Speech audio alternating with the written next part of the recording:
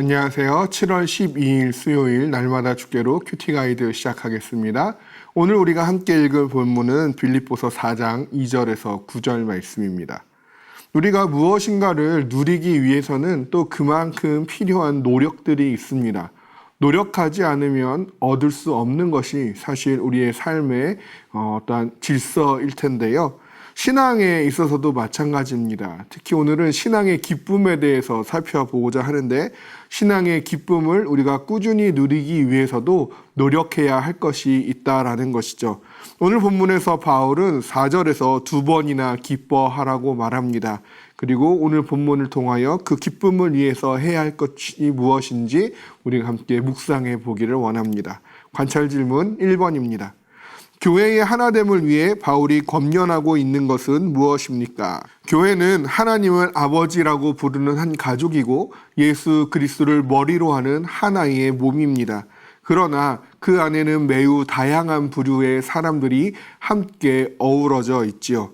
그렇기에 하나됨을 지키기 위해서는 우리가 서로 간의 노력이 필요합니다. 2절에서 바울은 우선 주 안에서 같은 마음을 품으라 라고 권면하고 있음을 우리는 보게 됩니다.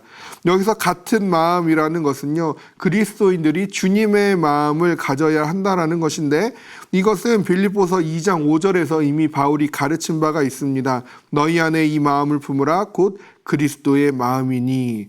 그러면서 이 그리스도의 마음에 대하여 이 마음은 겸손한 마음이며 낮아지는 마음임을 가르쳤었지요. 즉 다른 사람의 구원을 위해 자신을 비우는 마음을 모두가 품어야 한다라는 것입니다.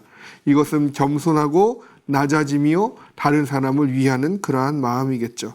그리고 그것은 5절에서 말하고 있는 관용이라는 표현과 연결되어집니다.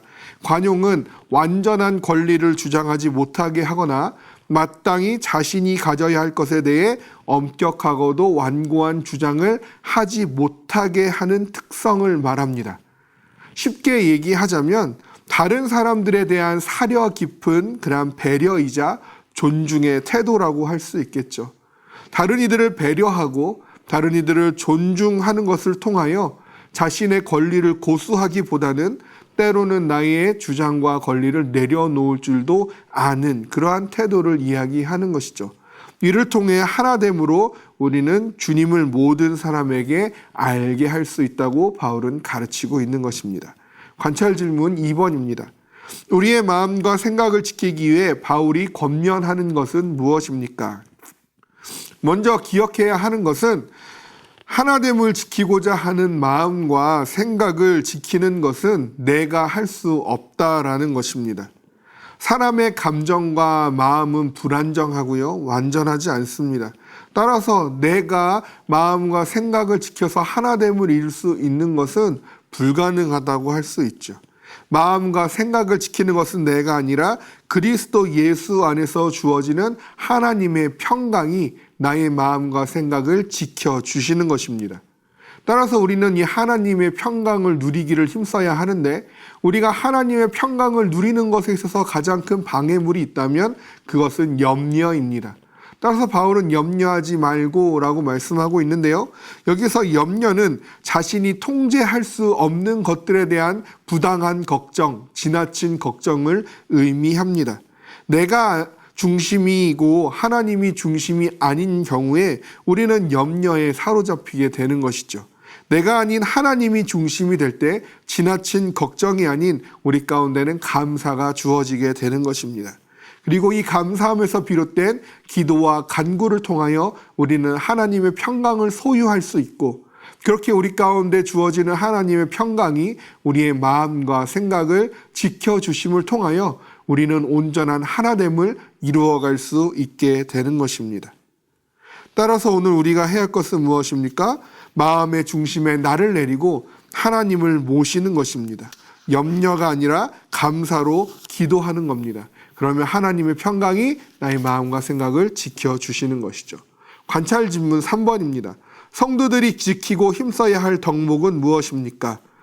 예수 그리스도의 마음을 같이 품고 관용하며 감사함으로 염려하지 않고 하나님의 평강을 구함으로 마음과 생각을 지켰다면, 이제 우리에게 필요한 것은 그러한 것들을 기초로 한 행함이 되어지는 것이죠. 따라서 바울은 9절에서 이렇게 말씀합니다. 너희는 내게 배우고 받고 듣고 본바를 행하라. 그리하면 평강의 하나님이 너희와 함께 계시리라. 기독교는요, 묵상과 더불어 행함이 매우 중요합니다. 추상적인 개념에 머무르는 종교가 아닙니다. 듣기 좋은 소리나 뜬구름 잡는 이야기만 하는 그러한 종교가 아닙니다.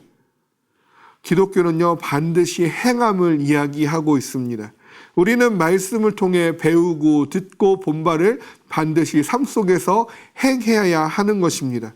그것은 우리로 하여금 항상 참되며 경건하며 옳으며 정결하며 사랑받을 만하며 칭찬받을 만하며 덕과 기림을 끼치게 되는 것이죠. 이 모든 것을 말씀이 우리 가운데 가르쳐주고 있고 보여주고 있고 들려주고 있습니다. 우리는 이 말씀을 통해 이 모든 것들을 듣고 보고 배우고 받음을 통하여서 우리의 행함으로 그것을 증명해내야 한다라는 것이죠. 좋은 열매는 좋은 나무에서 시작되는 것이고 좋은 나무에는 반드시 좋은 열매가 맺히는 겁니다. 말씀이라는 좋은 씨앗이 우리의 자리 잡고 우리가 신앙의 좋은 나무를 가지고 있다면 우리는 행함이라는 건강한 열매를 맺을 수 있게 되어지는 것이죠. 따라서 우리가 하나된 교회를 꿈꾸며 우리가 그 하나된 교회를 힘써 지키기 위하여 하나님의 평강을 내 마음에 자리하게 하고 하나님의 중심의 삶, 감사하는 삶을 통하여 우리가 모든 행함으로 함께 할 때에 우리 가운데 하나된 기쁨이 충만하게 될 것입니다. 오늘 하루 그리스도의 마음을 품고 관용하며 감사함으로 기도하고 말씀에 기록된 대로 행하시기를 바랍니다. 그리함으로 평강과 기쁨이 넘치는 오늘과 우리의 매일의 삶이 되어지기를 주님의 이름으로 소원합니다.